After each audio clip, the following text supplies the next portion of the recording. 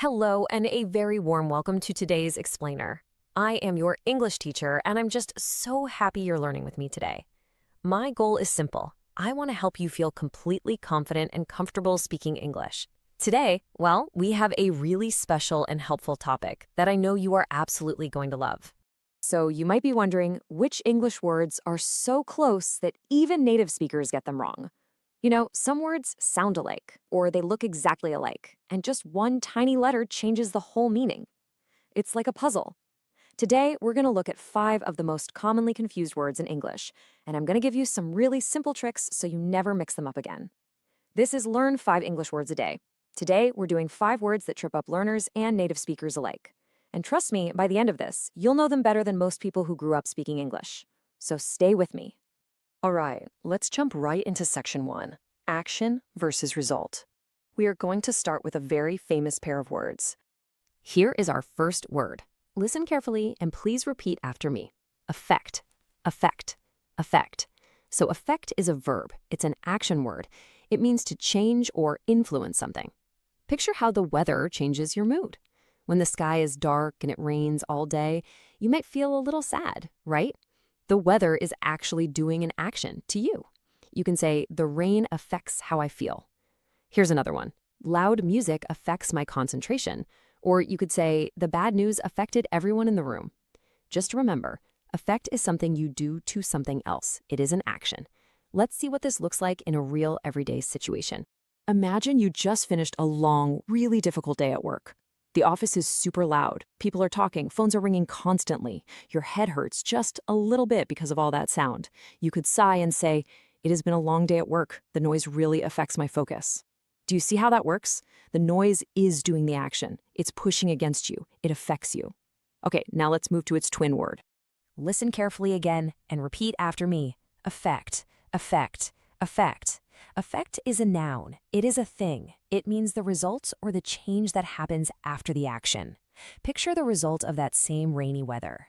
Remember how the rain made you feel sad? That sadness is the result. You could say, the rain has an effect on my mood. For example, the medicine had a strong effect on my illness. Or you could say, we are still seeing the good effects of her hard work. Let's picture a nice, warm, everyday moment for this word. Imagine waking up very early in the morning. You are so sleepy. You really, really need to wake up. So you make a fresh, hot cup of coffee and take a sip. Suddenly, you feel awake and ready for the day. You could smile and say, I drank some coffee and it had a great effect on my energy. The effect is the result. It's your bright new energy. It's a thing that you have now. Now, here is the absolute best trick to remember them. Notice that the word affect starts with the letter A for action. It is the verb.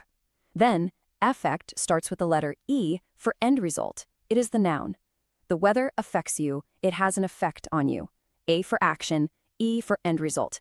If you just remember these 2 letters, you will literally never mix them up again.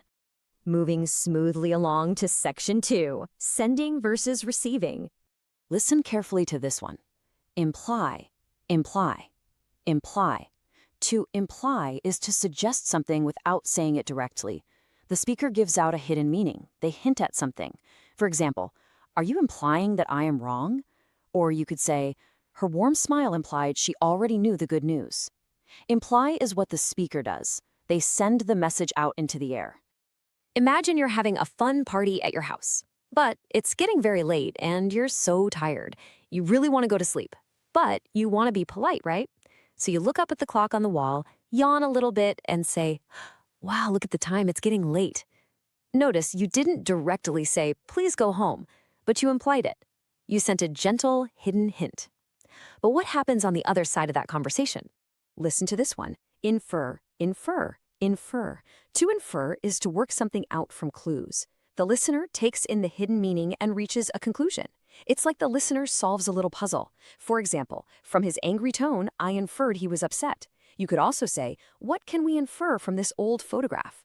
Infer is what the listener does. They take the hint in. Let's go right back to our party scene. But you are the guest this time. Your friend looks at the clock and says, it's getting late. You hear the words, you see them yawn, and you understand the real message. You could smile and say, oh, from your tone, I infer you want me to leave. I'll go let you sleep. You took the clues, and you worked out the meaning. You inferred it. The most important difference is this. The speaker implies. They send a hint out. The listener infers. They receive the hint. Imply is to send. Infer is to receive. It's like a game of catch. One person throws the ball, the other person catches the ball. Make sense?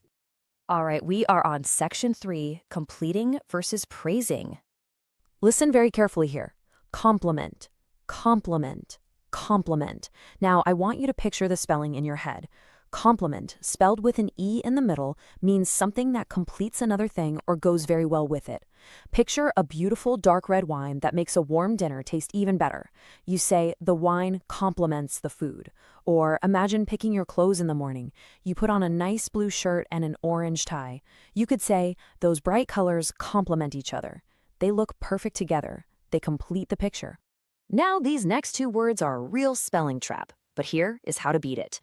The word complement, with an E in the middle, completes. The E matches. But its twin word, compliment, spelled with an I, means something nice you say to someone. It is praise. Like, she gave me a beautiful compliment. So here is the easy trick. Compliment with an E completes. And a compliment with an I is something I love to receive. One completes a set. The other is happy praise for me with an I. Let's look at section 4. 3 simple tricks to never mix them up. Here are the 3 tricks that will honestly put you far ahead of most native English speakers. Read them with me. First, affect is action, the verb. Effect is the end result, the noun. Second, the speaker implies, sending a hint out. The listener infers, taking the hint in. Third, complement with an E completes. Complement with an I is praise. You are doing fantastic today. Just learn these 3 simple tricks and your English is going to be so strong. Now, let's read this big sentence slowly together. The music affects me. It has a calming effect. She implied she was tired, so I inferred she wanted to leave. The dessert complemented the meal, and I give the chef a compliment. Wow, look at that. That is not confusion anymore. That is complete control. You just read a very difficult English paragraph perfectly. You just needed the tricks, and now you have them. Okay, time for section 5, our final review list of all 5 words. Let's read through this final review together one by one. Word number 1, affect, a verb to influence. Example, the rain affects my mood. Word number 2, effect, a noun, the result. Example, the rain has an effect. Word number 3, imply, the speaker hints. Example, are you implying I'm wrong? Word number 4, infer, the listener concludes. Example, I inferred he was upset. And finally, word number 5, compliment, to complete. Example, the wine complements the food. Excellent job. Now, before we finish, I want to give you a secret tip as your teacher. Here is the absolute best way to make these words yours forever. Step 1, shadow me. Say every word and every sentence out loud right after I say it. Seriously, speak to the screen. Step 2, watch this explainer once a day for 3 days in a row. Tomorrow and the next day. That simple habit beats the forgetting curve, and it locks these words into your memory for good. Okay, before you go, I have one small, fun challenge for you. Tell me down in the comments which pair always confused you the most. Was it affect and effect, imply and infer, or complement and complement? Try to write your very own sentence in the comments using one of today's words. And remember, if these words ever tricked you before, please don't feel bad at all. They trick almost everyone. But now, you are the one who knows the secrets. Make sure to follow Learn 5 English Words a Day and come back tomorrow for 5 more. See you then!